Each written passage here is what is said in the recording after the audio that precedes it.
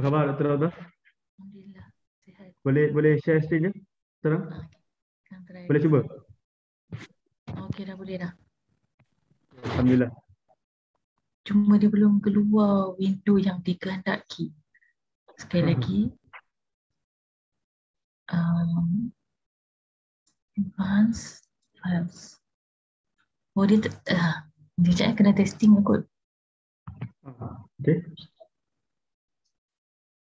Ada basic advanced files. Macam mana tu? Basic advanced kemudian files. Di mana tu?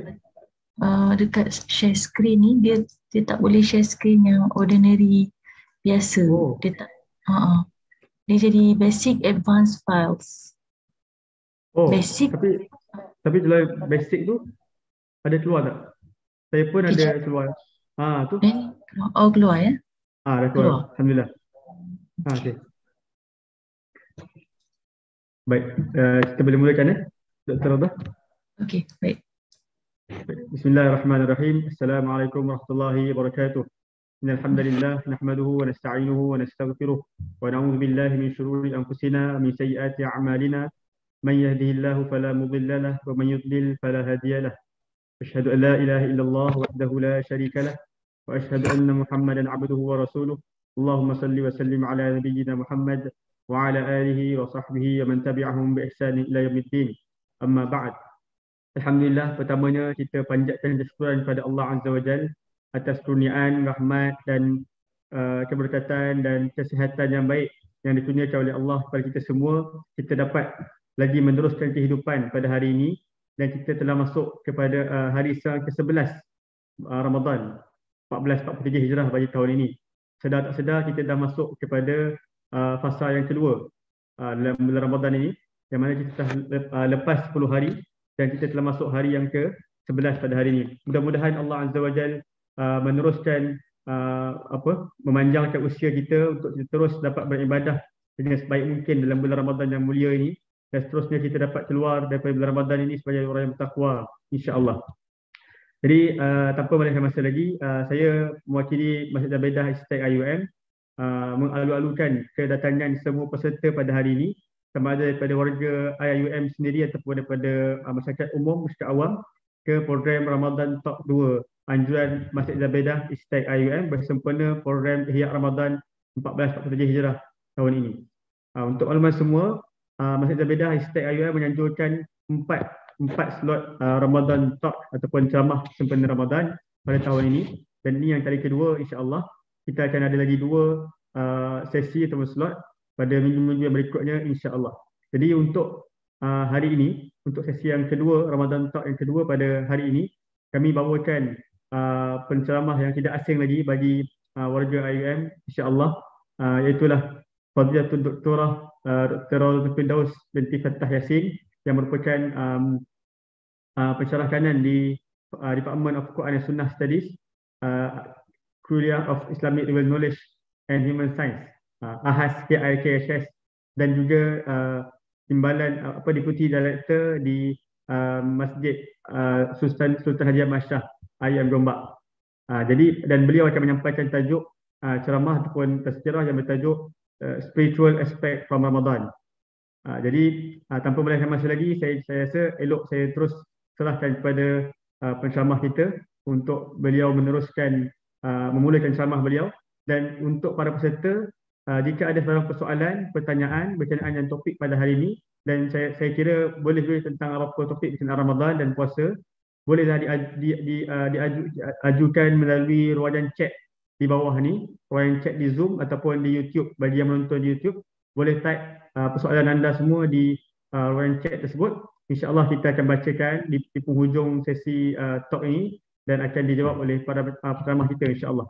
Jadi tanpa melengahkan masa lagi, saya menyerahkan majlis kepada penceramah kita, Fadilatul Doktorah Dr. Firdaus binti Fattah Yassin. Falyatafaddali mashkura.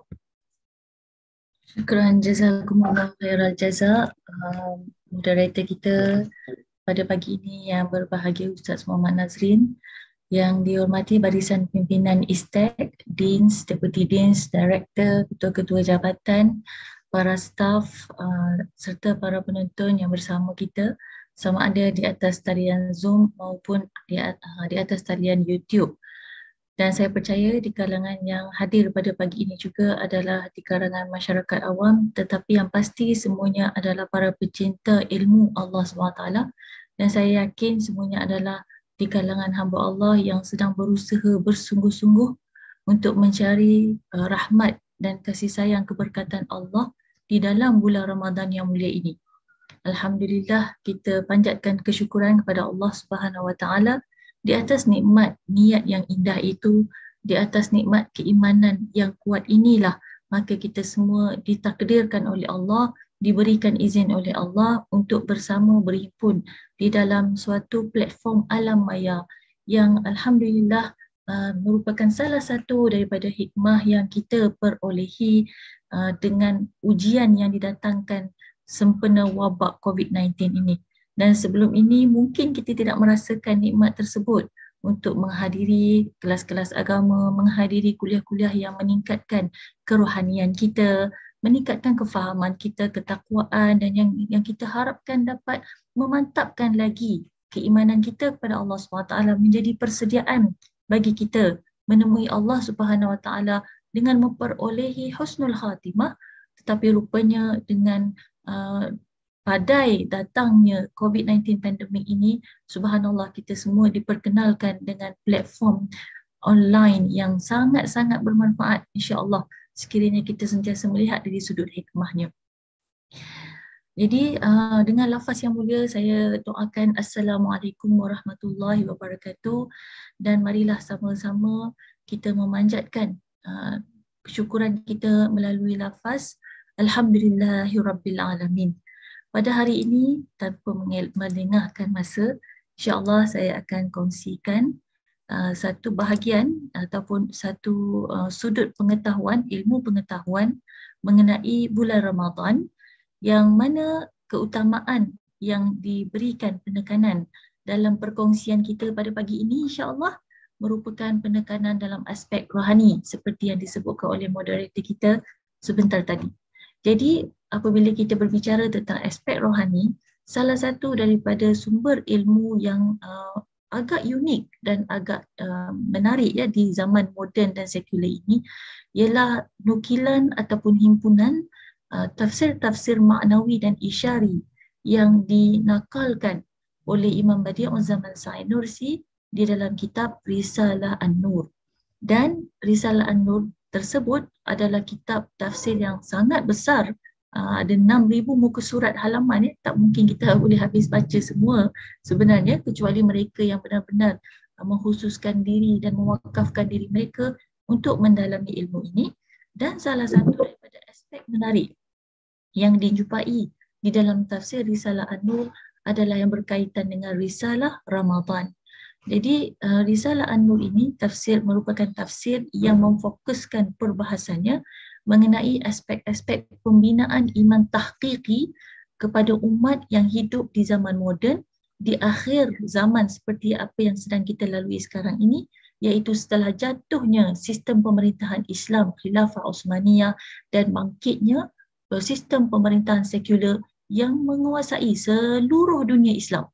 Masya Allah. Ya, kita semua merasakan impak daripada sistem sekular tersebut setelah seluruh dunia Islam tanpa satu pun telah dijajah dan diratah oleh kuasa-kuasa besar yang mereka cuba membawa agama Kristian ke dalam negara umat Islam tersebut. Walaupun pada akhirnya mereka gagal, kesemuanya telah meninggalkan tanah-tanah Islam daripada ratahan dan jajahan mereka secara fizikal, namun secara kerohaniannya, secara ideologinya, secara falsafah dan spiritualnya, ajaran dan juga doktrin mereka masih bertahta.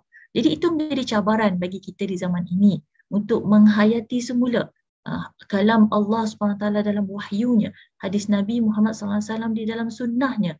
Maka Risalah Nur merupakan salah satu medium yang didapati berkesan untuk berbicara dengan minda-minda yang sekular Bermula daripada Turki itu sendiri sebagai ibu kota negara Khilafah Osmaniyah yang pada waktu itu memerintah 1/3 dunia dan memerintah seluruh negara Islam, termasuk sultan-sultan kita yang memberikan wala' dan tauliah mereka kepada Sultan Khilafah di Turki.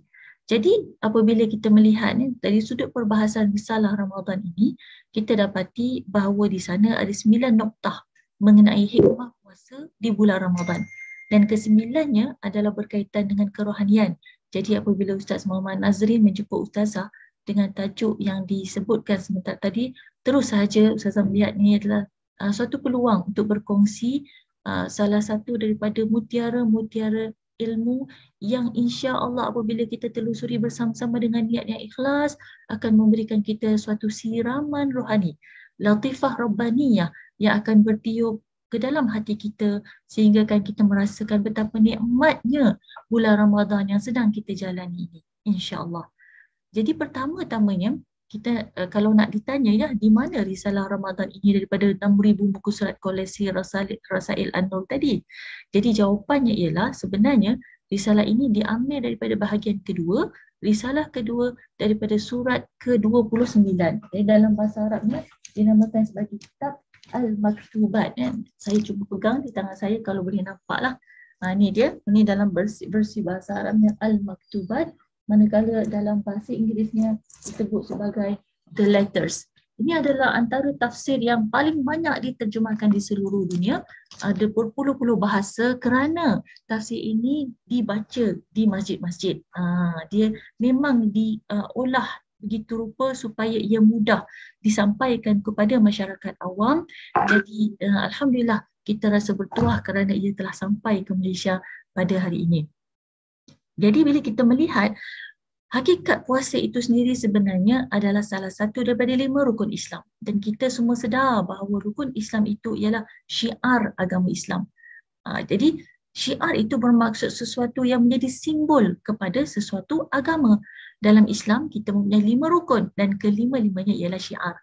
Pertama mengucap 2 kalimah syahadah, kedua solat 5 waktu, yang ketiga puasa di bulan Ramadan, keempat membayar zakat dan kelima mengerjakan haji. Jadi apabila kita sedar bahawa puasa itu merupakan salah satu daripada syiar tersebut, maka puasa mempunyai banyak hikmah. Umat Islam di seluruh dunia akan berpuasa pada bulan yang sama, pada tempoh yang sama, iaitu selepas subuh sehinggalah maghrib, walaupun jaraknya mungkin tidak sama.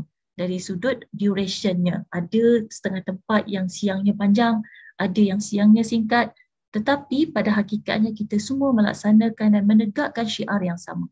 Jadi apabila kita sebut tentang syiar, ia seakan-akan satu bendera, suatu simbol kebanggaan. Umat Islam di negara barat, mereka tidak teragak-agak dan tidak perlu merasa malu untuk menyatakan saya sedang berpuasa di bulan Ramadan. Tanpa menyebut bahawa dia adalah orang Islam, secara automatik seluruh dunia akan tahu orang yang berpuasa itu adalah orang Islam. Itulah yang disebut sebagai syiar. Lalu apabila kita melaksanakannya sebagai suatu syiar, kita merasa sangat bangga. Kita rasa sangat kuat dan rasa sangat teguh kerana ianya adalah suatu tuntutan Allah, seakan-akan apabila kita melihat bendera. Setiap negara mempunyai bendera masing-masing. Dan apa perasaan kita apabila kita melihat bendera tersebut? Kita akan rasa bangga, Masya Allah, merasa semangat, inilah bendera kita. Begitulah juga apabila kita mendeklarasikan dan mengumumkan kepada dunia bahawa umat Islam sedang berpuasa. Jadi dia menimbulkan suatu rasa bahagia, merasa bahawa Alhamdulillah aku insan terpilih, aku adalah orang Islam yang diberikan hidayah oleh Allah, lalu aku sedang melaksanakan perintah Allah iaitu berpuasa. Kemudian kita sedar bahawa Allah itu sebagai Tuhan kita, sebagai Rabb kita. Tentulah pada setiap perintahnya itu akan ada hikmah, kebaikan dan juga faedah-faedah yang didatangkan buat hamba ciptaannya iaitu manusia. Puasa mempunyai banyak hikmah. Di antaranya ialah dari aspek rububiyah Allah Subhanahu Wa Taala, iaitu ketuhanan Allah Subhanahu Wa Taala dari sudut kehidupan sosial, pribadi manusia, pendidikan jiwa dan bersyukur terhadap nikmat anugerah ilahi. Dan insya-Allah kita akan cuba masuk dalam 9 noktah yang akan kita bahaskan pada hari ini.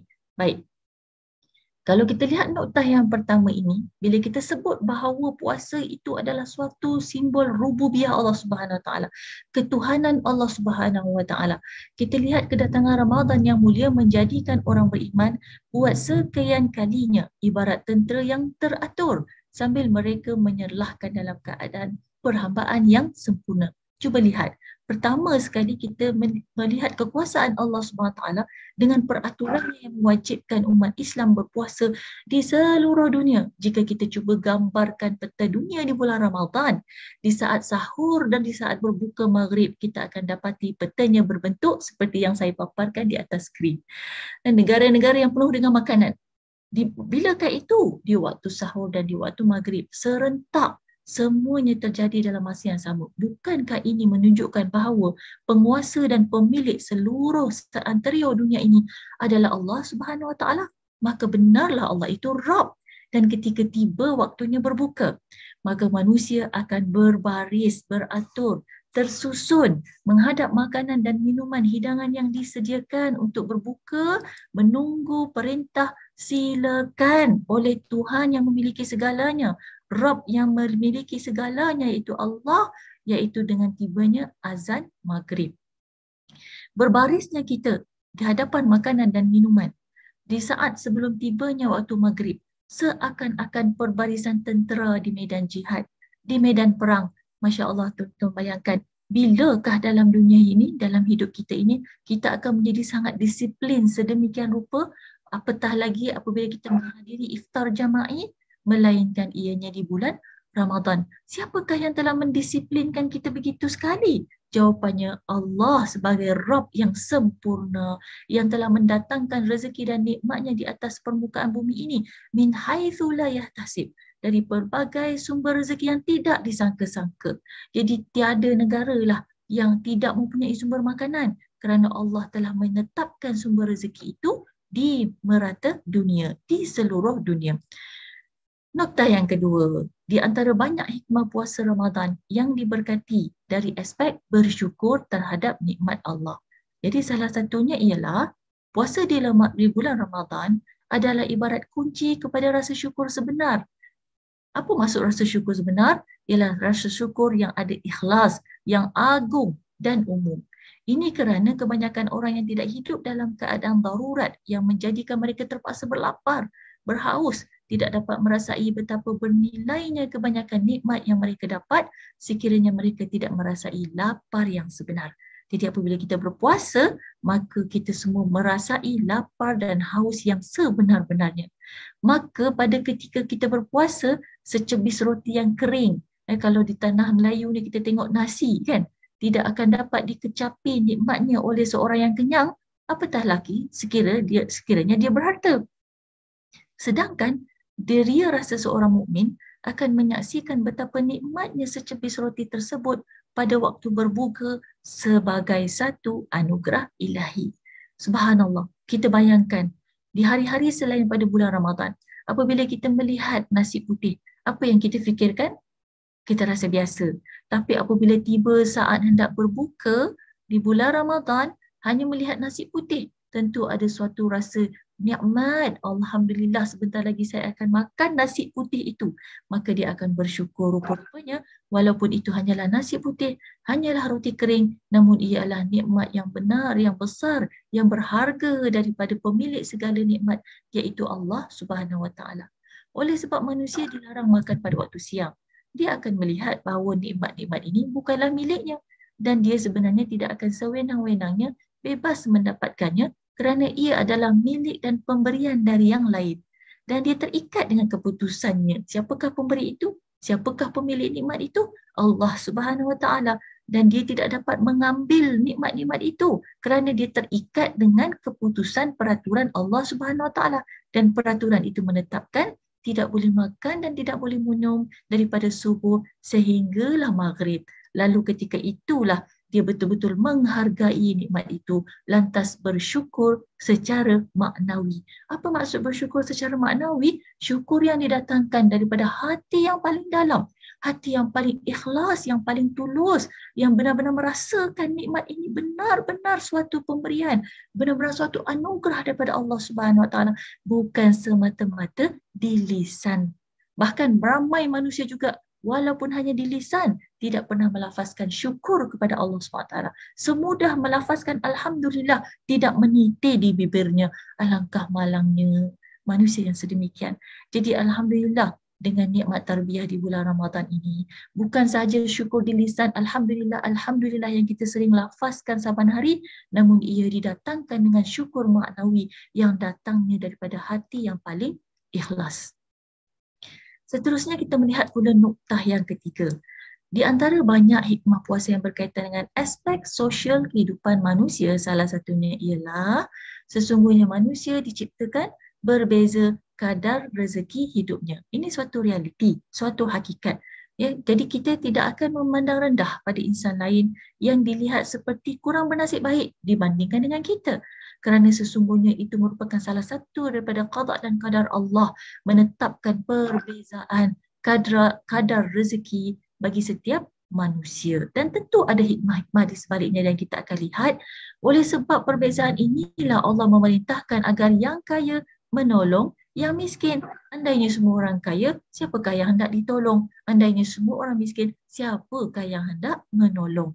Sedangkan mereka hanya akan dapat merasai peritnya lapar golongan fakir jika turut berpuasa dan berlapar. Tanpa puasa, golongan kaya yang biasanya mendapatkan apa saja yang mereka hajati tidak akan dapat merasai betapa peritnya kelaparan dan kemiskinan.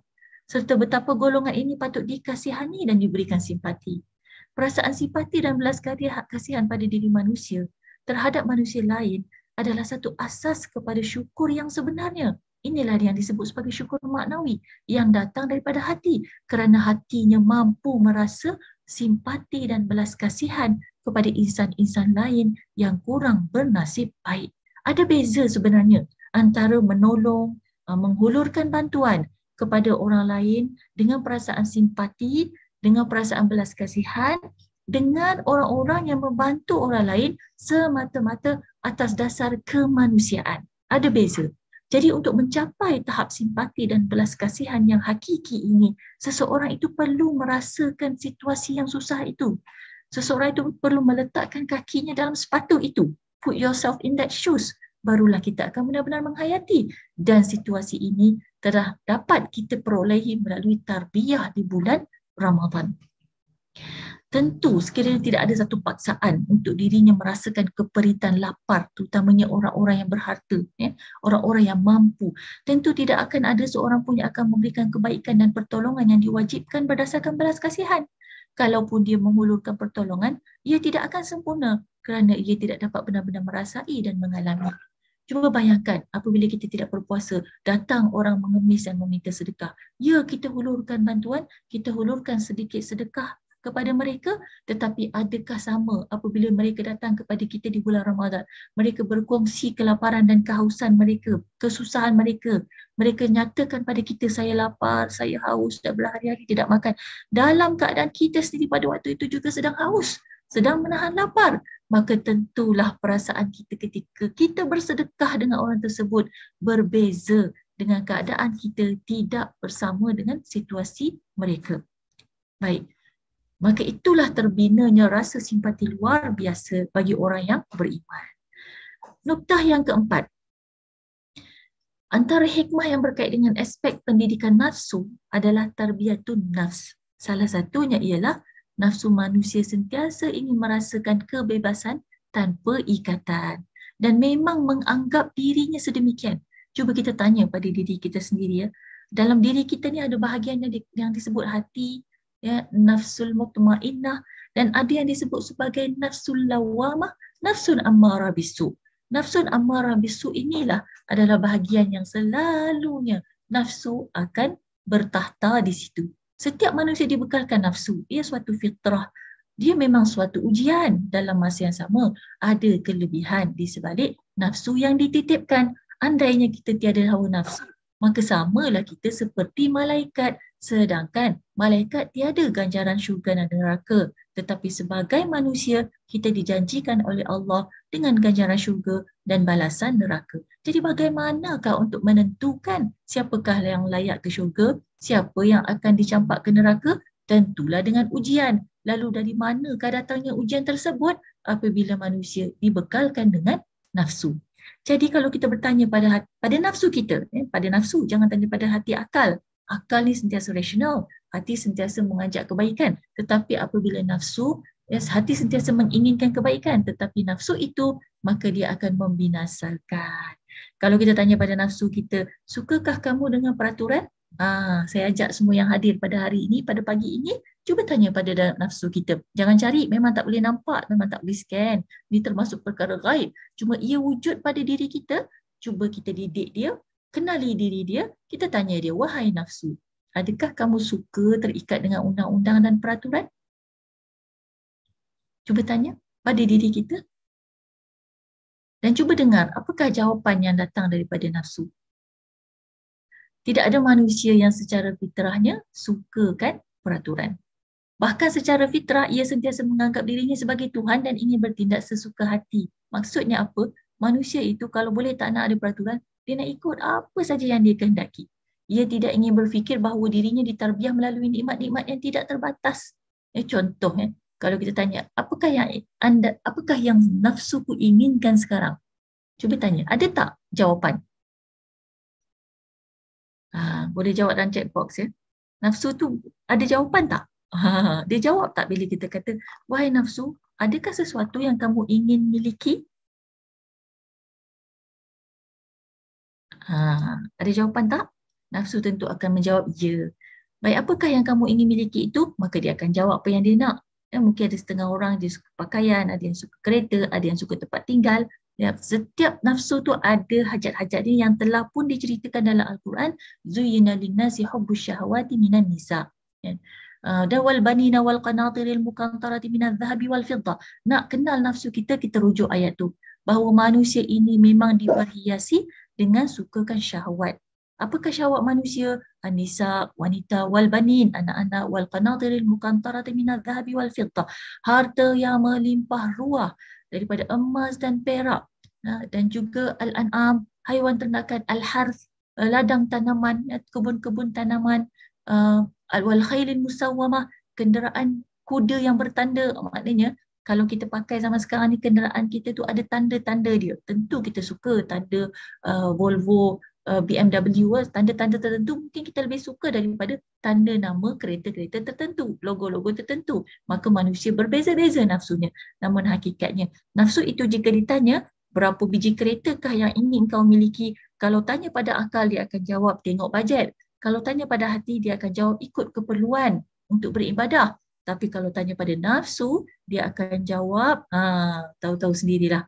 Macam-macam jawapan yang kita pun sedar itu semua adalah di luar kawalan dan rasional akal manusia. Sebab itu Allah janjikan nikmat di syurga. Kerana Allah tahu manusia ini nafsunya itu tidak terbatas. Hajatnya itu sangatlah banyak. Sebab itulah manusia fakir. Dia memerlukan siapa? Allah Subhanahu Wa Taala. Kerana jika dilayan segala nafsu dan hajatnya, maka kita tidak akan pernah selesai. Jadi nafsu semua manusia, daripada yang kaya sehingga yang miskin, menyedari bahawa ia tidak memiliki apa-apa. Bahkan ia sebenarnya dimiliki. Ia bukanlah bebas, bahkan ia adalah hamba. Buktinya apa? Ketika bulan puasa, kita tidak mampu mengulurkan tangannya kepada air minum. Contoh, dalam peti ais ni ada gambar-gambar, ada air-air. Ketika kita berpuasa, walaupun peti ais itu ada di dalam rumah kita, ada isi-isinya dengan minuman yang menyegarkan, kita tidak mampu mengulurkan tangan kita untuk meminum dan mengambilnya. Kerana kita tahu kita terikat dengan peraturan Rabb yang menuntut kita untuk menahan haus dan lapar ketika siang hari di bulan Ramadan. Maka sedarlah kita, rupa-rupanya kita ini bukan milik diri sendiri. Tetapi kita adalah milik Allah, Rabb Subhanahu Wa Taala. Maka kita akan bersandar kepada Allah Subhanahu Wa Taala. Itu mendidik nafsu supaya tidak memberontak. Kemudian noktah yang kelima pula, Pendidikan akhlak nafsu, tadi tazkiyatun nafs ya. Tadi noktah keempat, pendidikan nafsu dari sudut tazkiyatun nafs, menyucikan diri kita daripada menganggap diri kita sebagai Tuhan, diri kita sebagai pemilik tubuh badan kita, diri kita sebagai pemilik kehidupan kita. Tapi noktah yang kelima pula, kita beralih kepada bahagian akhlak nafsu dan pembebasannya dari sikap memberontak. Nafsu kalau dilayan, kalau dituruti, dia akan sentiasa ingin memberontak. Jadi nafsu ni disebabkan kelalaian, dia selalu lupa akan dirinya sendiri. Manusia itu akan lupa tentang dirinya sendiri. Contoh lupa tu macam mana? Dia tidak dapat melihat dan tidak ingin melihat bahawa fitrah dirinya yang lemah tidak terbatas. Fakir yang tiada penghujungnya dan banyak kekurangan. Cuba lihat kalau kita telusuri diri kita daripada hujung rambut ke hujung kaki, daripada zahir dan batin, kita akan melihat dan menyedari rupa-rupanya kita mempunyai banyak kekurangan. Kita punya banyak kelemahan. Dan nafsu kita pula tiada batasannya. Ia juga tidak memikirkan betapa lemahnya serta betapa mudahnya badan kita ini binasa. Manusia juga lupa bahawa kita adalah sasaran musibah. Cuba lihat, apa saja musibah yang menimpa di dunia ini? Siapakah yang menjadi sasarannya? Tentulah manusia. Contoh terbaru, banjir. Siapakah yang menjadi sasaran? Manusia. COVID-19 pandemik. Siapakah yang meninggal? Manusia. Bukan haiwan, bukan kucing, bukan burung, tetapi manusia. Jika ada gempa bumi, siapakah yang akan paling terkorban? Manusia. Jadi hakikatnya manusia ini adalah sasaran musibah. Dia tidak akan memikirkan keadaannya yang hanya disalut tulang dan daging yang mudah hancur binasa. Cuba perhatikan diri kita ni, rupanya hanya ada tulang, ada daging, dan ada kulit. Tapi semuanya ini sangat fragile, semuanya sangat mudah luka, mudah cedera, mudah binasa. Ia cuba, dan manusia apabila dituruti nafsunya yang memberontak, kadang-kadang dia ingin memiliki segala yang ada di dunia ini, ingin menakluknya, dia membayangkan dirinya seolah-olah bertubuh keluli dan tidak akan mati, bahkan akan kekal selama-lamanya. Manusia kalau dituruti nafsunya yang memberontak, segalanya dia nak buat, kan? Sampai seolah-olah dia membayangkan diri itu besi, keluli, takkan mati, takkan rosak, larat, kuat, tak perlu rehat, tak perlu dibaiki. Ya, tak perlu diberikan tenaga. Kadang-kadang ada setengah orang yang rajin sangat kan. Ada juga yang opposite rajin pula sampai tak boleh buat apa-apa, tak nak buat apa-apa kan. Itu sebagai contoh. Jadi manusia ni nafsu dia terikat dengan semua benda yang memberi kelazatan dan manfaat kepadanya. Di mana dia melihat nikmat, di situ nafsunya akan membuat-buat ingin memilikinya. Jadi penciptanya telah mentarbiah dirinya dengan belas kasihan yang sempurna. Kita selalu lupa.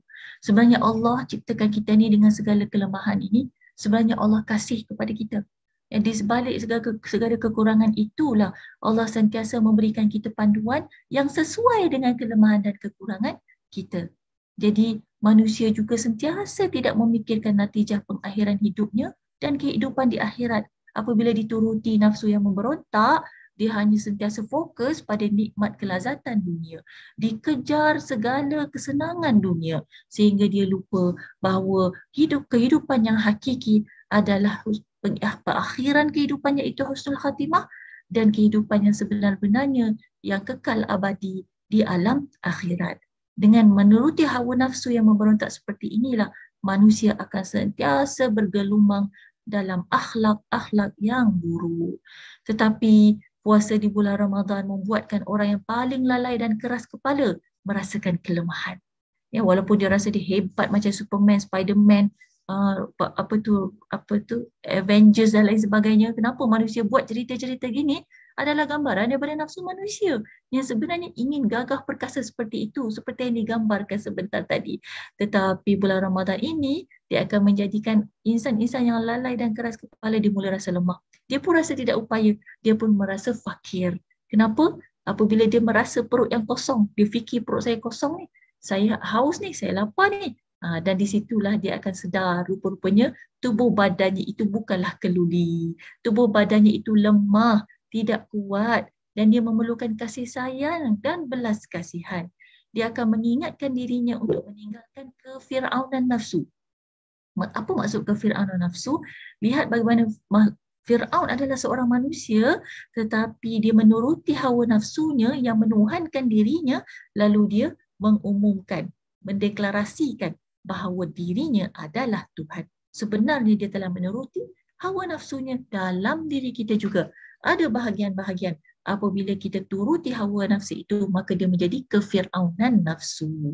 Lalu ketika kita lapar, rasa lemah, rasa letih, rasa lesu di petang hari dah nak balik buka puasa ni kan, selalunya kita akan mula berasa perlu berlindung di sebalik rahmat ilahi dengan kelemahan dan kefakiran yang mutlak.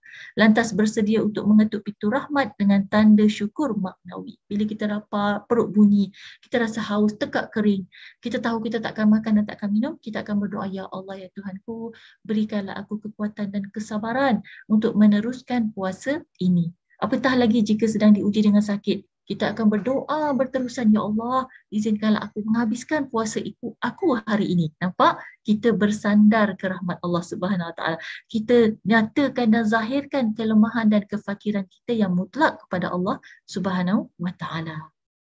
Baik, nukta yang keenam. Antara banyak hikmah puasa dari aspek hubungannya dengan peristiwa nuzulul Quran. Kita tahu disebutkan di awal bab tadi, ya, Imam Sa'id Nursi menakalkan firman Allah Subhanahu Wa Taala, Syahrul Ramadan alladzi unzila fihi al-Quran. Bulan Ramadan yang telah diturunkan di dalamnya Al-Quran. Dan penurunan itu adalah penurunan yang pertama, ya, tuan-tuan puan-puan, kerana kita semua tahu Al-Quran diturunkan selama 23 tahun, 13 tahun di Mekah dan 10 tahun di Madinah. Dan penurunan yang pertama adalah di bulan Ramadan di malam Lailatul Qadar. Jadi apabila kita menghayati aspek bulan Ramadan yang mulia sebagai waktu paling penting bagi penurunan Al-Quran, salah satunya ialah, sekarang saya nak ajak kita menghayati diri kita. Oleh sebab Quran itu turun di bulan Ramadan, maka untuk menyambut ketibaannya dengan penuh kemuliaan, perlulah disesuaikan dengan waktu turunnya. Contohnya pada satu masa, seseorang yang menjauhkan dirinya daripada keperluan nafsu rendah serta perkara lain yang sia-sia, iaitu di bulan Ramadan, apabila kita berpuasa, kita dah menjauhkan nafsu kita, kan, daripada perkara yang sia-sia. Bahkan dengan meniru keadaan para malaikat yang tidak makan dan minum. Malaikat tidak pernah makan, tidak pernah minum. Ketika siang Ramadan ini, kita sedang meniru keadaan tersebut. Kan? Walaupun kita bukan malaikat, jelas kita adalah manusia. Tapi keadaan yang menghalang kita makan dan minum, sebenarnya ada proses pendidikan nafsu syahwat yang kita sebutkan tadi. Dan ketika ini, apabila kita mendengar bacaan Al-Quran, kita membaca Al-Quran itu sendiri, maka cuba hayati dan rasai dengan jiwa kita seakan-akan Al-Quran itu baru sahaja turun, kerana kita sedang berada di dalam bulan penurunan Al-Quran. Cuba bayangkan, seolah-olah kita baru dapat benda yang baru, yang fresh ni, yang segar, yang bermakna, yang indah ini, iaitu membaca Al-Quran di bulan ia diturunkan. Bahkan kita boleh bayangkan seakan-akan kita mendengar firman Allah SWT ketika pertama kali surah Al-Alaq diturunkan kepada Rasulullah SAW. Kita juga membayangkan dia seolah-olah kita mendengar daripada Rasulullah yang menyampaikan Al-Quran ini hingga sampai kepada kita di hari ini. Ketika Sayyidina Jibril membacakan Al-Quran kepada Rasulullah SAW daripada Mutakallim Al-Azali, iaitu Allah Subhanahu Wa Taala yang menyampaikan Al-Quran itu, yang menurunkan Al-Quran itu dengan demikian, dengan perasaan demikian, dengan penghayatan yang sedemikian, kita akan mendapat keadaan rohani yang suci. Seterusnya dia menjadi penterjemah dan memperdengarkan kepada yang lain serta menunjukkan hikmah nuzulul Quran dari satu aspek. Maknanya perasaan-perasaan ini akan memberikan kita suatu motivasi, ya, untuk membaca Al-Quran di bulan penurunan Al-Quran. Kalau orang zaman moden ni, dia suka compare dengan birthday. Kalau di bulan kelahiran dia, apakah perasaan dia? Dia akan buat azam baru, dia akan merasa manisnya, mengenang peningkatan usianya dan manisnya telah melalui masa-masa lalu.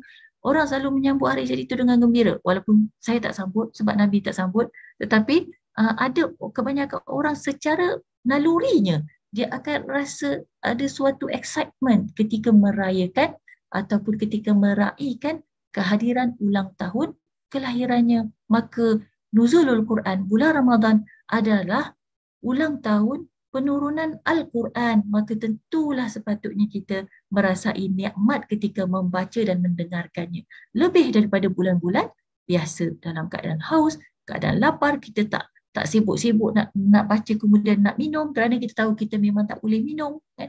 Tak sibuk-sibuk nak baca kemudian terhenti jadual membaca kerana hendak menyediakan makanan atau mencari makanan kerana kita tahu bulan itu kita tidak makan, maka tentulah kesannya berbeza. Dan jika kita hayati seluruh dunia Islam, apabila tiba bulan Ramadan menjadi satu masjid yang besar di mana jutaan pembaca Al-Quran dan para hufaz memperdengarkan bacaan mereka kepada penduduk dunia dari segenap pelosok masjid yang besar itu. Kalau kita lukislah peta dunia di bulan Ramadan tadi, apabila kita menghayati sudut berbuka puasa dan sahur, kita akan dapat peta makanan seperti yang saya paparkan awal tadi. Apabila kita letakkan pula peta orang membaca Al-Quran di atas world map ini, kita akan dapati bahawa seolah-olah satu dunia ini menjadi masjid. Di mana di dalam masjid itu ada ramai orang sedang membaca Al-Quran. Benar, di bulan Ramadan ini ada banyak kelas-kelas tadarus. Betul? Yang mana kita tak akan jumpa suasana ini selain di bulan Ramadan. Di bulan Ramadan, manusia berhimpun beramai-ramai di masjid untuk melaksanakan salat tarawih, di mana Al-Quran dibacakan di dalam rakaat-rakaat salat. Maka betapa indahnya syahrul Ramadan alladzi unzila fihi al-Quran benar-benar membuktikan bahawa ia benar-benar adalah bulan Al-Quran. Jadi apabila kita melihat, apabila semua orang berada dalam masjid membaca Al-Quran, tiba-tiba ada seorang yang rohaninya lemah, nafsunya lemah, dia tinggalkan bacaan Al-Quran itu untuk keluar daripada masjid tersebut. Tentulah ia menjadi satu perkara yang buruk. Tentulah orang semua tidak suka dan para jemaah juga tidak senang melihatnya. Samalah juga orang yang tidak pedulikan puasa. Maka dia akan dibenci dan dipandang rendah oleh seluruh dunia Islam itu sendiri. Sebab itu kalau kita tengok orang tak puasa depan kita tanpa sebab, apa perasaan kita? Tentu ada impression ataupun impact negatif cara kita melihat dia. Kita tak suka sebab semua orang puasa, semua orang lapar, semua orang haus. Apa yang menyebabkan dia tidak berpuasa? Kecuali ada uzur syar'i, ya. Maka kebencian itu sebenarnya suatu yang fitrah, ya, suatu yang fitrah. Maka ini menjelaskan kepada kita amatlah baik sebenarnya peraturan-peraturan yang dibuat di Malaysia ini. Orang yang buka puasa di halayak ramai satu ketika dahulu disuruh naik van jenazah, kan, supaya ingat kematian. Tidak boleh makan di kedai-kedai restoran-restoran terbuka, dan sesuatu yang baik sebenarnya. Dan ia sebenarnya sesuatu yang selari dengan fitrah manusia. Tak ada orang suka tengok orang buka puasa depan kita. Betul? Ada kita kata, bagus-bagus, makanlah depan saya, bolehlah saya nampak makanan tu. Tak ada. Sebenarnya kita tidak suka. Kerana ia bertentangan dengan fitrah kita berpuasa. Noktah yang ketujuh, InsyaAllah kita akan selesai mengikut masa yang ditetapkan. Bercucuk tanam dan perdagangan untuk kehidupan di akhirat. Jadi apakah yang dimaksudkan? Bulan Ramadan berpuasa ini hikmahnya ialah seakan-akan kita bercucuk tanam. Bila kita bercucuk tanam, maka kita akan menuai. Seakan-akan kita berdagang. Bila kita berdagang, kita keluarkan modal, maka kita akan memperolehi keuntungan. Jadi bilakah tuaian dan keuntungan itu akan diperolehi? Ia adalah untuk kehidupan di akhirat kelak. Mari kita lihat. Pertama je kita melihat konsep gandaan pahala di bulan Ramadan. Kalau sebut ganda ni maknanya kita nampak dia adalah satu profit, sesuatu yang menguntungkan. Bila sebut menguntungkan, maka secara automatik kita faham ia adalah suatu perdagangan. Jadi kita semua tahu, hadis Nabi menjelaskan bahawa di bulan Ramadan satu kebaikan itu boleh digandakan. Boleh digandakan tu dalam hadis kursi disebutkan endless, gandaan yang tidak terhitung. 1000, sangat banyak. Sangat banyak. Semua itu berdasarkan pada apa? Pada niat kita, ya, kepada ketulusan kita. Ia juga bersandarkan kepada kesungguhan kita melaksanakannya. Jadi ambillah peluang ini. Jalanilah bulan Ramadan tahun ini dengan lebih bermakna daripada tahun-tahun yang lepas. Ya, Alhamdulillah, kita bersyukur kita tidak pernah meninggalkan puasa Ramadan. Tapi hayatilah puasa kali ini bukan sebagai satu rutin, bukan sebagai satu adat, taqalid, culture, bukan. Tetapi ialah suatu keperluan perdagangan, perniagaan, pertanian kita, bercucuk tanam agar kita dapat memperolehi hasilnya di akhirat kelak. Letakkan mind setting begitu, letakkan goal setting begitu. Bulan puasa ini ialah bulan investment saya, bulan perniagaan saya. Saya akan berniaga bersungguh-sungguh supaya saya akan memperolehi keuntungan yang luar biasa yang akan membahagiakan saya di kehidupan akhirat kelak. Jadi ambil kira gandaan-gandaan ini. Ya, jangan pandang rendah pada baca Al-Quran. Tak, itu sangat penting, sangat bermakna. Berpuluh-puluh kali ganda, bahkan boleh mencapai ribuan, tergantung kepada keikhlasan dan kesungguhan kita. Jadi di bulan Ramadan, setiap huruf Quran itu kita tahu ganjarannya bukan 10 bahkan 1000 based on the intention lagi. Kalau baca dengan terpaksa, tentulah ganjarannya tidak sama dengan orang yang baca dengan mind setting, goal setting, dengan bersungguh-sungguh, dengan tajwid yang baik, dengan tadabbur, tafakur dan pemahaman Al-Quran. Dan alangkah bertuahnya kita apabila kita hadir majlis-majlis seperti ini.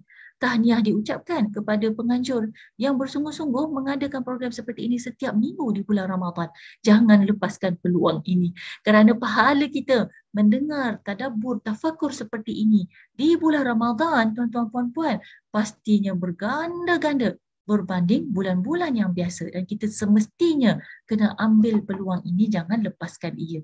Begitu juga dengan huruf-huruf tertentu seperti ayat kursi dalam Al-Quran, mungkin lebih banyak lagi gandaannya, bertambah lagi pada hari Jumaat di bulan Ramadan. Yang ini memang ada nas dalilnya. Bahawa di bulan Ramadan, di hari Jumaat pada hari-hari biasa pun pahala kita berganda. Apatah lagi Jumaat di bulan Ramadan, tuan-tuan puan-puan, bayangkanlah betapa banyaknya keuntungan kita jika kita melabur amal soleh di hari tersebut. Maka berusahalah untuk meningkatkan ibadah di hari Jumaat. Apa yang telah disebutkan oleh Dr. Dia contohnya minggu lepas, perkara yang sudah dituntut pada hari Jumaat mengikut sunnah Nabi, kita buat juga di bulan Ramadan. Dan kita tambah lagi dengan niat, ya Allah, aku harapkan agar apa yang aku lakukan di hari Jumaat ini berganda-ganda pahalanya di sisi-Mu, ya Allah. Kerana aku sedar betapa miskinnya aku dengan pahala, betapa banyaknya aku dengan dosa-dosa, betapa tidak layaknya aku masuk ke syurga-Mu, ya Allah, tanpa pengampunan dan rahmat-Mu. Ya Allah, izinkanlah aku untuk menghimpun sebanyak-banyak pahala yang kelak melayakkan aku memperolehi kasih sayang-Mu dan masuk ke dalam syurga-Mu. Masukkan segala niat-niat ini. Ya, seperti yang kita sebutkan supaya kita beroleh pahala yang sangat banyak.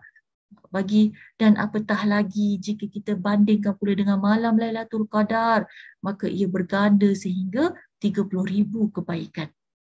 Itu pun terpulang bergantung kepada individu. Tidak menjamin semua orang yang bangun 8 rakaat mesti dapat 30,000 pahala. Jaminan itu bergantung juga kembali kepada niat tadi. Kembali kepada kesungguhan, ketulusan dan lain sebagainya. Kesucian diri contohnya.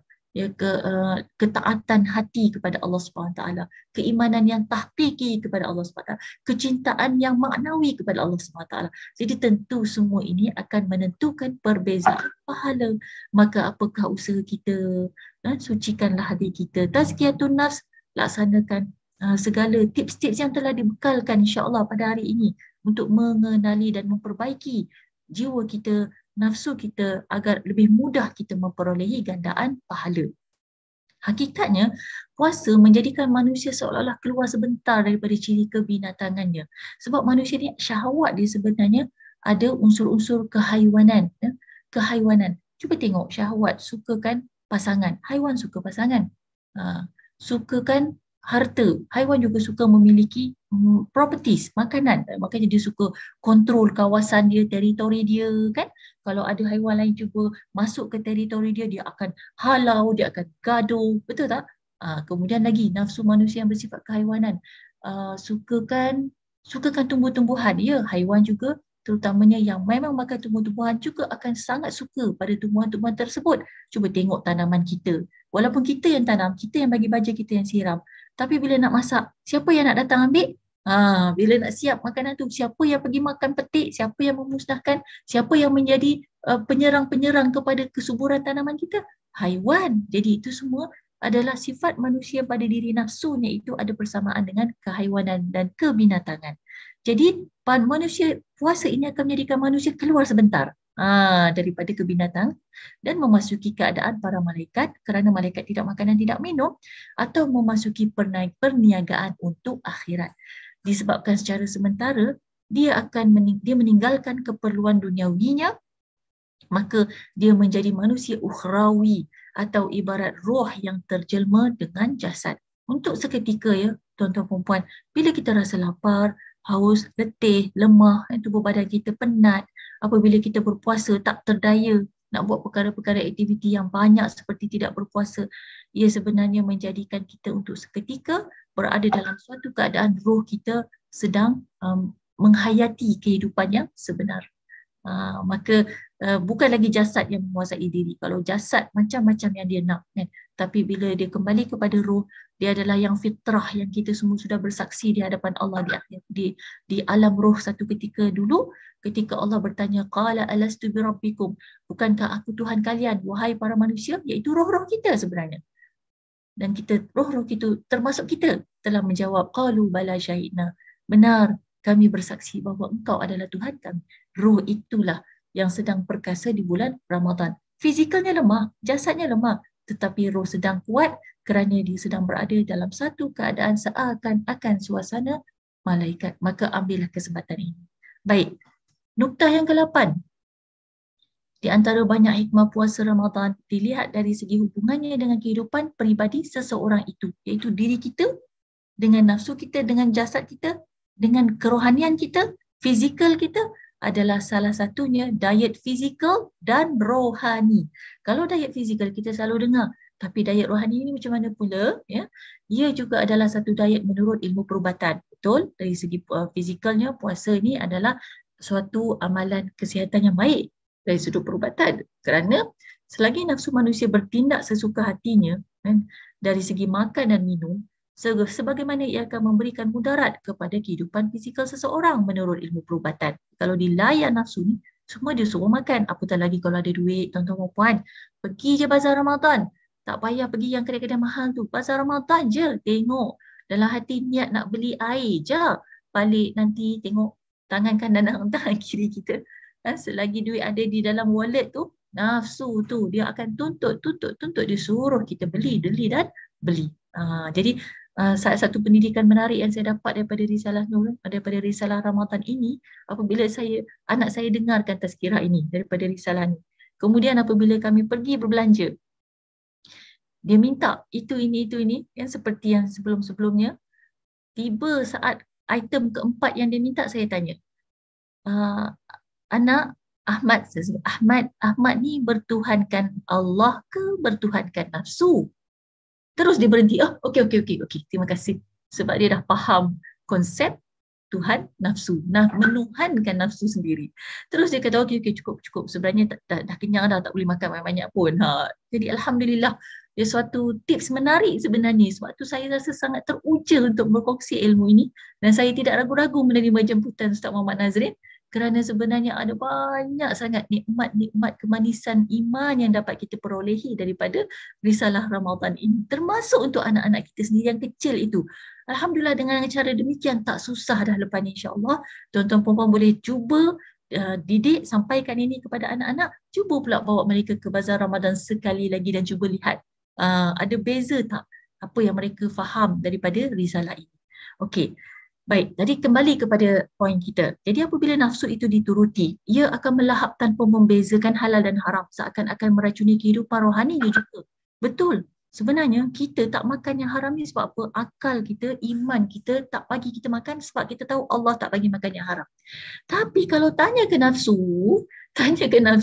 nak tak makan yang haram itu, lain jawapannya. Sebab itu jugalah Allah uji kita. Contoh ya, ada perkara yang diharamkan di dunia ini, tetapi Allah janjikan dia sebagai nikmat di akhirat. Sebab ada tentunya di situ ada sebab. Iaitu perkara itu memang mendatangkan nikmat di dunia ini, tetapi ada keburukan-keburukan lain. Sebab itu Allah haramkan perkara itu bagi kita. Contoh arak. Tetapi di Quran disebutkan pula ada arak di syurga. Kenapa? Kerana sebenarnya nafsu manusia berkehendakkan nikmat tersebut. Alhamdulillah kita yang hadir mungkin majoriti tak pernah, alhamdulillah syukur tak pernah merasa arak. Alhamdulillah nikmat. Tapi cuba lihat kenapa arak sukar dihapuskan daripada muka bumi Malaysia yang majoriti Islam ini contohnya. Kerana orang yang sudah menikmatinya merasa ketagih, kan? Dia jadi racun. Akhirnya dia menjadi racun kepada rohani dia. Kerana arak itu dia jadi mabuk, apabila mabuk dia melakukan perkara-perkara yang melanggar undang-undang dan lain sebagainya.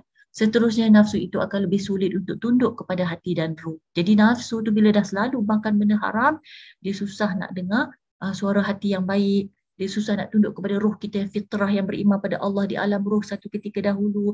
Bahkan dia akan terus memegang tampuk kuasa, mengendalikan hati dan ruh tanpa kawalan. Maka manusia itu tidak mampu menunggangi nafsunya.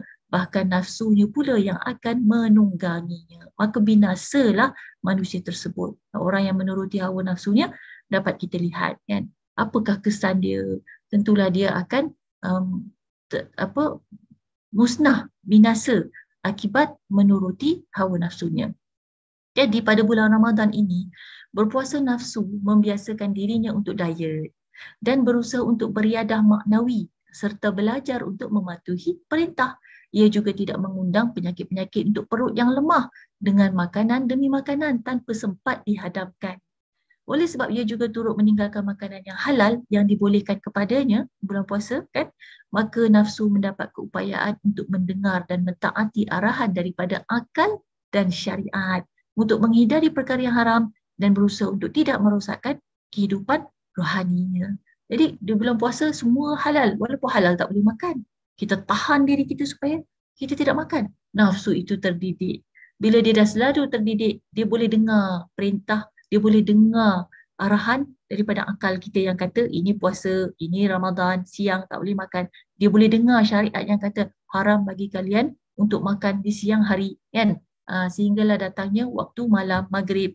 Jadi bila dah nafsu tu terdidik begitu, akhirnya dia menjadi diet rohani.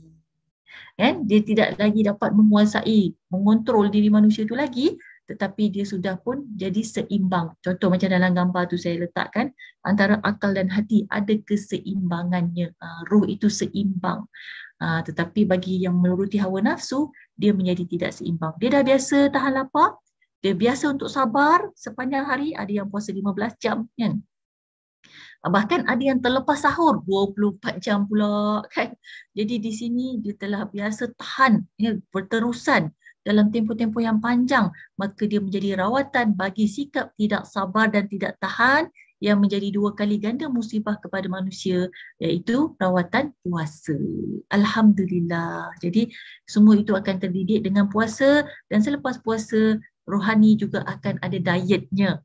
Kalau selama ni banyak diet fizikal, sekarang dah ada diet rohani. Puan-puan, tuan-tuan, sebenarnya diet rohani tu lebih senang atau lebih ringan untuk dilaksanakan berbanding diet fizikal. Cuba bayangkan diet fizikal, faham kan siapa-siapa yang tengah diet tu kan? Allah, meleleh Hailio nak makan tapi terpaksa tahan. Cuba kalau kita buat dengan diet rohani. Senang je. Jadi hati kata, oh itu tidak diperlukan. Kandungan gula tinggi, tubuh badan anda sudah tidak memerlukan makanan yang mempunyai kolesterol dan kalori yang tinggi. Contoh kan, maka kita dengan tenang melihat makanan yang berwarna-warni atas meja tu, dengan rasionalnya nafsu kita sudah terdidik dengan baik, kita akan tahu memilih mana yang kita perlu ambil. Tak perlu rasa menderita, aduh tak dapat rasa yang warna biru tu, yang warna hijau ni tak dapat rasa, nampak sedap ni. Tak perlu lagi rasa perasaan derita itu, kerana kita sudah ada diet rohani. Dan akhirnya nukta ke-9, salah satu hikmah puasa ialah peranannya dalam menundukkan sangkaan rububiyah dirinya yang ada padanya, lalu menyalahkan kelemahannya untuk memperingatkannya tentang peranan ubudiyahnya. Dia seolah-olah kesimpulan daripada kesemua nukta ini. Bila kita dengar dan telusuri satu persatu, lalu kita sedar, rupanya kita ini adalah hamba. Kita tidak memiliki segala hak dan peraturan. Kita terpaksa ikuti segala arahan kerana hakikatnya Tuhan yang memberi arahan itu adalah Allah dan dialah Rabb yang sebenar. Nafsu sebenarnya tidak mahu mengenali siapakah Tuhannya. Sebab apa? Sebab dia selalu anggap dirinya sebagai Tuhan seperti Fir'aun. Sebab tu dia suka suruh orang beli tu, beli ni, buat tu, buat ni. Beli lagi. Padahal dah penuh satu almari. Contoh kan. Nafsu tu, nafsu. Beli lagi, buat lagi, dapatkan lagi. Padahal bajet dah tak ada. Nafsu tu. Jadi sebanyak mana ia disiksa sekalipun, sikap ini akan terus kekal padanya. Namun melalui kelaparan, sikap itu akan patah hancur. Oleh itu puasa secara langsung mampu menumbangkan dan menghancurkan kefir'aunan nafsu dengan menyalahkan kekurangan, kelemahan dan kefakirannya, serta membuatkannya sedar bahawa ia hanyalah seorang hamba. At the end of the day, kita akan teringat Allah. Bila kita penat, kita ingat Allah. Lapar, kita ingat Allah. Haus, kita ingat Allah. Tak ada duit, ingat Allah. Tak ada bajet, ingat Allah. Dan akhirnya kita sedar kita adalah hamba kepada Allah. Jadi, itulah saja perkongsian pada hari ini, insya-Allah, berkenaan dengan Risalah Ramadan daripada koleksi Risalah An-Nur. Untuk pengetahuan, tulisan ini ditulis dalam masa yang singkat, iaitu 40 minit sahaja oleh Imam Badi'ul Zaman Said Nursi. Manakala keadaan Imam Said Nursi dan penulis draft itu sedang sakit sebenarnya, dan baginya mungkin ada kekurangan, ada kekeliruan. Dia memohon maaf kepada para pembaca, para pendengar, saya sendiri juga yang menyampaikan ilmu ini. Dengan rendah hatinya memohon maaf kepada para penonton sekalian sekiranya ada kelemahan-kelemahan dalam penyampaian, dalam isi dan poin-poin yang diberikan, dan sekiranya ada yang perlu dibetulkan, silakanlah betulkan sekiranya perlu. Jadi itu saja. Terima kasih daripada saya, dan saya kembalikan kepada Ustaz Muhammad Nazrin selaku moderator. Mohon maaf atas segala kelemahan. Semoga puasa kita diterima Allah Subhanahu wa taala. Alhamdulillah, jazakumullah khairan kepada Dr. Rawdatul Firdaus binti Fatah Yassin atas perkongsian ilmu yang sangat bermanfaat tadi, saya kira, yang saya rasa padat dan lengkap dengan pelbagai pengisian dan panduan bersifat spiritual ataupun rohani yang kita perlukan dalam bulan Ramadan ni. Mana di samping kita berpuasa, seperti mana kata Dr. Rawdah tadi, kita berpuasa, mungkin sebahagian kita merasakan puasa ni seperti satu benda biasa, satu benda yang menjadi adat, kan? Mungkin kita yang dah hidup selama 40 tahun, 50 tahun, kan, dah berapa tahun kita puasa, mungkin kita rasa satu perkara yang adat, cuma untuk menunaikan rukun Islam, kan, rukun Islam yang ketiga. Tapi sebenarnya banyak aspek spiritual yang kita boleh pertingkatkan daripada tahun ke tahun sebenarnya, kan. Maksudnya bila kita dalam samping kita ibadah puasa ni, bila kita mendengar dan menghadiri majlis-majlis ilmu sebegini, membaca Al-Quran, meningkatkan kefahaman pada Al-Quran dan sebagainya, kita akan perolehi pelbagai ilmu baru sebenarnya untuk kita tingkatkan lagi kualiti ibadah puasa dan ibadah-ibadah lain dalam bulan Ramadan ini. Jadi saya buka sesi soal jawab daripada penonton. Seperti tadi saya telah persilakan untuk penonton tulis di ruangan chat di Zoom ni. Tapi sehingga sekarang saya tak nampak ada yang menulis sebarang soalan di chat ataupun di YouTube. Jadi jika ada yang berniat atau bercadang untuk tanya soalan, boleh terus, saya rasa boleh terus on mikrofon, saya rasa yang di Zoom ni boleh terus on mikrofon dan terus ajukan soalan secara lisan pada penceramah kita, insya-Allah. Di ruangan Zoom, YouTube pun tak ada soalan lagi sekarang ni. Tapi sambil menunggu soalan tu, saya mohon pada para peserta untuk isikan evaluation form yang kita telah sediakan melalui link yang kita telah post di ruangan chat di Zoom dan juga di YouTube. Okay, so sambil tu boleh isikan evaluation form tersebut, dan jika ada persoalan boleh terus ajukan pada penceramah kita. Kita ada masa, saya rasa masa dah habis, cumanya kita bagi masa kecederaan lah dalam 2 minit. Kalau tak ada, kita akan simpulkan dan kita akan tutup lah, insya-Allah.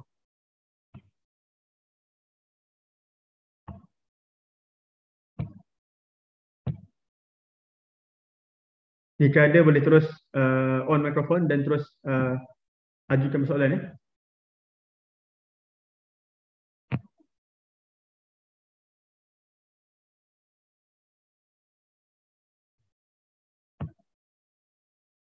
Baik, ada satu soalan di YouTube. Apa komen Ustazah tentang segelintir orang yang suka menghebah-hebahkan jenis-jenis makanan yang hendak dimakan sewaktu berbuka di sosial media? Mohon Dr. Rawdah untuk beri penjelasan sikit. Okay, menarik. Saya rasa sangat menariklah soalan yang diajukan ni. Betul juga ya, kenapa dihebahkan makanan tersebut. Okey, mari kita lihat dulu pada niatnya. Sekiranya dia adalah memang seorang penjual makanan, maka itu mungkin salah satu daripada strategi marketing beliau, iaitu memamerkan makanan-makanan tersebut agar dapat menarik para pembeli dan juga para pelanggan untuk menempah atau mendapatkan makanan tersebut daripadanya. Maka itu dia dilihat sebagai suatu tijarah, suatu perniagaan. Bagi orang yang melihat pula, dia dapat menapisnya berdasarkan keperluan dirinya sendiri. Jika dia sedang berada di sosial media untuk mencari juadah berbuka puasa, maka pameran tersebut merupakan salah satu daripada sumber-sumber maklumat yang dapat membantu beliau untuk membuat keputusan dan untuk memilih juadah yang ingin disantapnya ketika berbuka.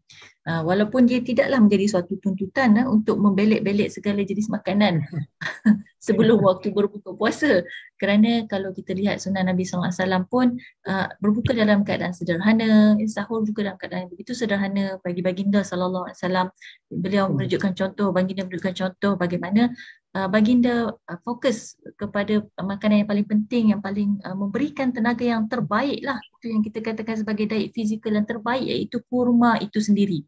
Kurma itu sendiri. Jadi kurma ni banyak sangat khasiatnya. Mungkin saya bukan seorang doktor perubatan yang layak untuk berbicara tentang khasiat kurma. Semua orang boleh tahu khasiatnya. Cuma saya ingin melihat dari sudut kerohaniannya.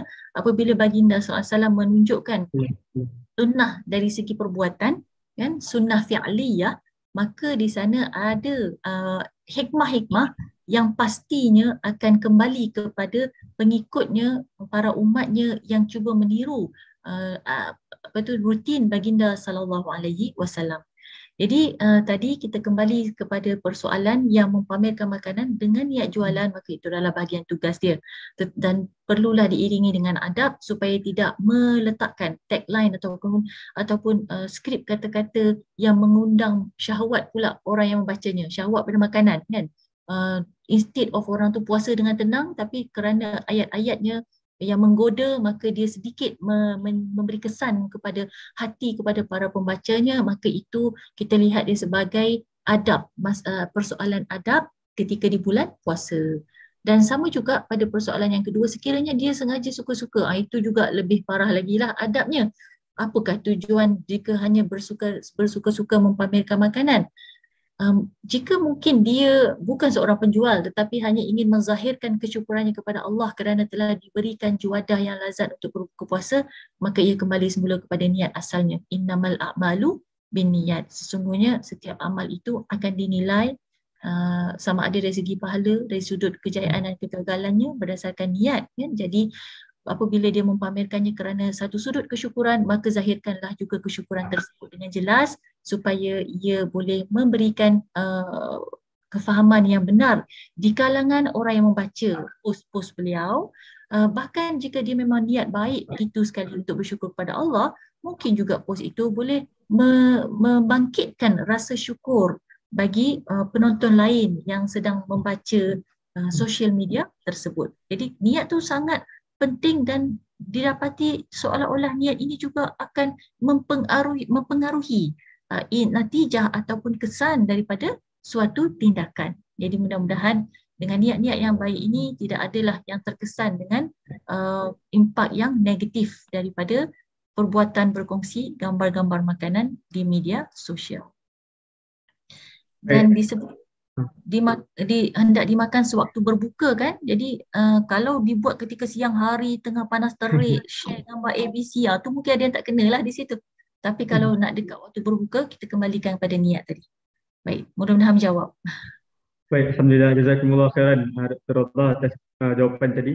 Saya rasa dan saya percaya jawapan tu cukup untuk menenangkan penanya dan juga menenangkan orang yang ingin berkongsi makanan nanti, insya-Allah, dan kita melihatnya.